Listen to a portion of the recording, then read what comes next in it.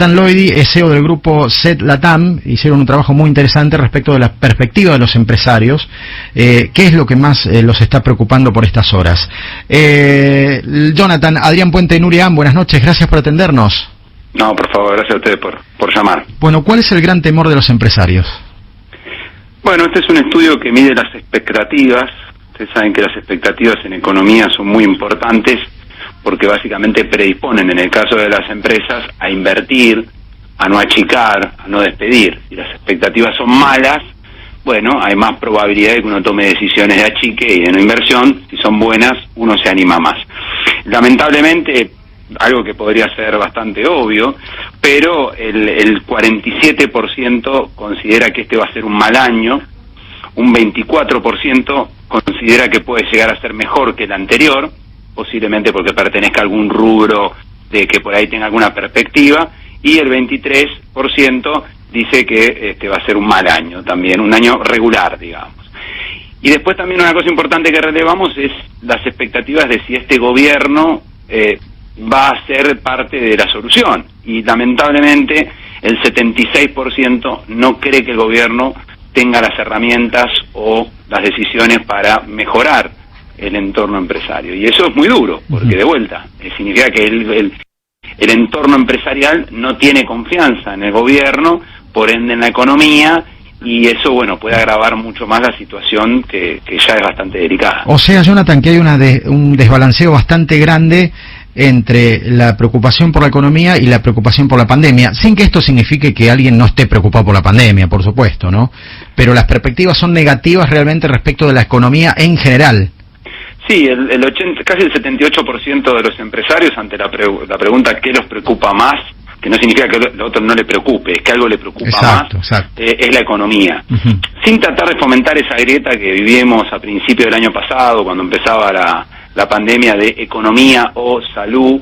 Claramente es economía y salud, pero bueno, el empresario está incendiado y ve que el mercado, el consumo cae, la inflación sube, los márgenes se achican, y bueno, y el temor también a que haya medidas más restrictivas, bueno, hacen que se dé toda esta situación. Y más allá de este año, ¿hay alguna perspectiva, Jonathan? Es una gran pregunta que lamentablemente no tiene respuesta. O sea, creo que este gobierno se caracteriza por no poner la pelota más allá del día de mañana, digamos, ¿no? Fíjate que en términos de salud siempre es administrar lo que pasa hoy. Cerremos en función de lo que pasó hoy, pero no te dicen un poco cuál es el plan. Che, bueno, cerramos para ganar tiempo, ¿para hacer qué? No se sabe. Tampoco el gobierno, por su historia, no quiere asumir compromisos de poner datos y demás, porque lamentablemente siempre que se puso un objetivo, falló, ¿no? Desde 15 millones de vacunas en marzo al índice de inflación, que ya sabemos que no va a poder cumplir con el 29% del presupuesto. Entonces todo eso genera uno de los peores problemas que tiene cualquier economía, no solo la Argentina, que es la incertidumbre. Porque la incertidumbre no te permite tomar decisiones, te obliga a vos también a sobrevivir, que es la gran palabra argentina. Todos sobrevivimos. Bueno, veo cómo llego a fin de mes, pago los sueldos, me endeudo, vendo un autito para ver si pago esto, pero todo es sobrevivir. Y eso creo que es el mayor déficit en términos económicos, que es lo que me toca a mí. Yo de salud no sé, pero en términos económicos me parece que es la falta total de una planificación, que el que lo más lo está sufriendo, ¿saben quién es? Guzmán, que está de gira. Y está tratando de defender el presupuesto. Sí, porque el tipo pobre está ahí con un destornillador queriendo negociar. A ver, hay intenciones de negociar. Yo tengo contactos con gente de los fondos y demás que quieren negociar. El problema es que le dicen, no me estás trayendo nada para que yo pueda negociar. Y encima tengo el miedo de que cuando tengas la negociación, escuchar un discurso por televisión diciendo diciendo como que el problema éramos nosotros, y cuando el problema son ustedes, o sea, son ustedes que pidieron el dinero, son ustedes que no lo pueden pagar, son ustedes que no tienen un plan económico, son ustedes que no saben disminuir la inflación, el déficit y todas esas cuestiones. Es un panorama complejo. Perdón que te robe un minuto más. Por favor. Pero hay algo bueno. A ver. Que es que el mundo nos enfrenta posiblemente a la recuperación económica más grande desde la Segunda Guerra Mundial hasta acá. Y eso significa que va a haber dinero barato que busca invertir, que va a haber una predisposición muy grande para que eso suceda de los grandes países, una conciencia de que hay que desarrollar todo lo que está alrededor, porque si no la bomba te explota. Esto lo dijo Biden varias veces ya. No podemos solo crecer nosotros si no hacemos crecer lo que tenemos alrededor, porque ya sabemos cómo termina esto, en un muro. Entonces, eso es una oportunidad, es una gran oportunidad. Fíjate Ecuador, solamente que cambie quién ganó las elecciones, solamente el partido hizo bajar casi 1000 puntos el riesgo país y ya puede acceder a créditos al 4 o al 5%. La duda está si vamos a cambiar o no lo que necesitamos nosotros para que esos fondos vengan. Bueno, ahí ya hay duda, ¿no? La mala dentro de la buena que yo veo, Jonathan, corregime si me equivoco, después de la Segunda Guerra nosotros no habíamos tenido consecuencias de la guerra, no participamos, no nos bombardearon y fuimos una tierra fértil de oportunidades, ¿no? Ahora no solo estamos dentro de la guerra, sino que además somos una de las economías más dañadas dentro de esta guerra. Digo, ¿se puede pensar igual en mismos términos de optimismo? Sí, porque también es cierto que los países, lo que vos decís, ahora no hubo un territorio que quedó destruido, todos con distintos niveles fuimos afectados, pero lo que pasó después de la Segunda Guerra, que todo el dinero fue a la reconstrucción. Ahora no hay nada que reconstruir en términos materiales, ¿no? Haciendo la similitud con la guerra. Entonces, ese dinero, ese capital, que es gigante, pensemos que Estados Unidos inyectó al mercado para ayudar casi el equivalente a 15 veces lo que inyectó en la crisis del subprime, o sea, para tomar dimensión de la cantidad de dinero que inyectó, que por supuesto a mediano plazo habrá que ver qué pasa con eso, pero en el corto plazo hay una gran predisposición para invertir en aquellos que se alineen de alguna manera con ciertos indicadores razonables, digamos, ¿no? O sea, obviamente un solo tipo de cambio, tratar de mantener un déficit financiable, límites de inflación, bueno, lo que ya sabemos que en Argentina no está. Pero yo soy optimista en ese sentido. Yo creo que si Argentina cambia la dialéctica hacia afuera, muestra alguna sintonía de querer hacer lo que hay que hacer, no querer inventar la rueda, puede venir. Por supuesto no va a venir mañana, pero por lo menos ya que negociemos con el Fondo Monetario, que está obligado a negociar con Argentina, porque es responsable de alguna manera y ellos lo saben, no pueden decir no negocio, si Argentina no le va a pagar.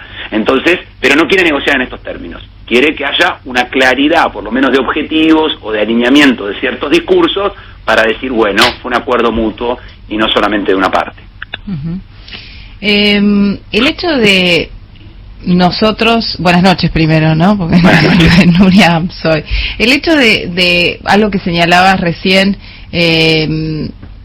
digamos, el mundo se va a tener que enfrentar a una situación de recuperación, digamos, que no se dio en el último tiempo claramente. ¿Nos beneficia esto de, bueno, mal de mucho, consuelo de tonto? No, digo, el hecho de que hay otros países que están en situaciones mucho más delicadas de cómo entraron a esta pandemia, ¿nos beneficia para la recuperación? Mira, obviamente el mundo es muy grande y la realidad de los países también son muy distintas. Yo veo distintas situaciones en lo que tiene que ver, o sea, hoy el mundo básicamente lo puedes dividir en dos grandes bloques, que a la vez es un tema geopolítico interesante para otra charla, pero básicamente tenés el eje Rusia, China, Corea, Irán, digamos, sobre todo apalancado por China y por Rusia en segundo término, que no fue China, paradójicamente, su economía no fue tan dañada como los otros países. Entonces, China tiene gran capital. De hecho, China ya compró el acero para 5 años. O sea, hoy no hay mercado de comprar acero, no puedes comprar acero en el mundo para grandes obras porque ya se lo compró China. O sea, que significa que va a ir por una infraestructura importante.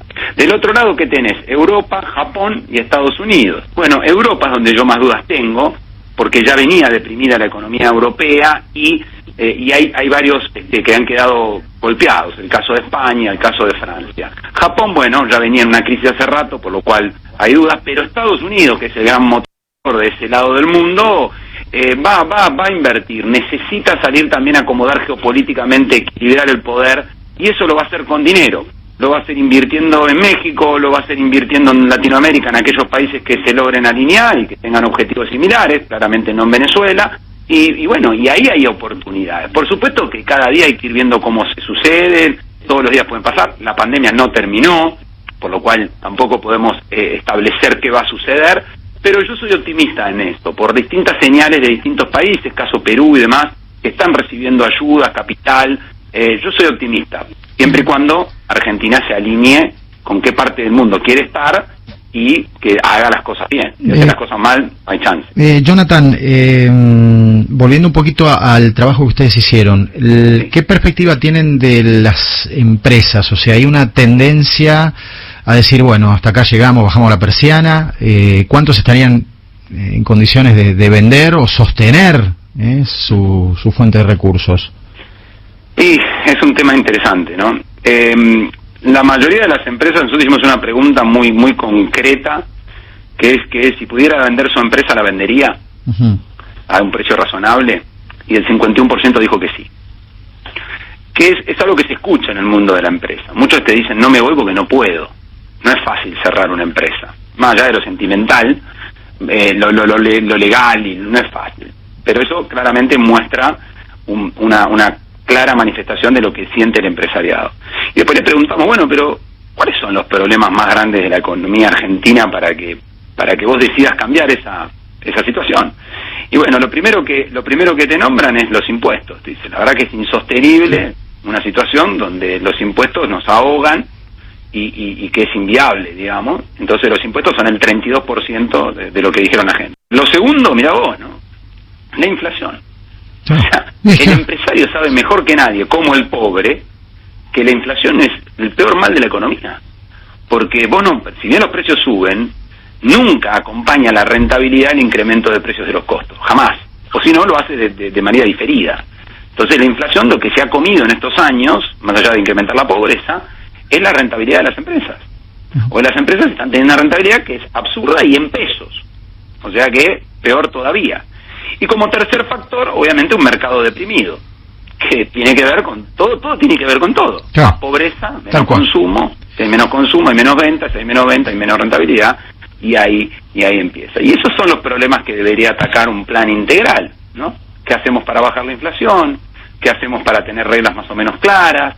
Bueno, todo lo que ya sabemos todos, los argentinos casi todos ya entendemos de estas cosas porque son cotidianas, lamentablemente. Pero si no se resuelve eso, es muy difícil. Y doy un dato más, a mí me gusta dar datos, porque si no piensan que esto es alguno, no digo ustedes por supuesto, pero que es una cuestión ideológica. Y yo doy datos. Argentina hoy tiene el mismo stock de empresas que en 2007, no 17, 7. Wow. Ya pasaron 14 años. Casi que nos vamos al siglo pasado. La misma cantidad de empresas y hasta un poquito menos y bajando. Increíble. Con un mercado más grande, con más gente. Si alguien me puede discutir, primero es un dato oficial, no es mío, es de la FIP, Ministerio de Producción también, ¿ok? Esa es la realidad. Claro. El Entonces, país si no congelado. Eso, ¿cómo vamos a generar empleo? El país si no congelado. generamos empleo, ¿cómo vas a disminuir la pobreza con empleo público? ¿Cuánto gana hoy un empleado municipal? Casi indigente. Entonces creo que ahí es donde, lamentablemente, uno a veces no entiende las peleas políticas, el día a día. No entienden, no están en las prioridades de los políticos estos temas que estamos hablando. Jonathan, no lo manifiesto. Placer enorme y muchas gracias. Gracias a ustedes y por el llamado. Jonathan Loidi, CEO del grupo SET Latam, a propósito del mapeo de las consecuencias que el coronavirus, la pandemia, tiene sobre las empresas argentinas.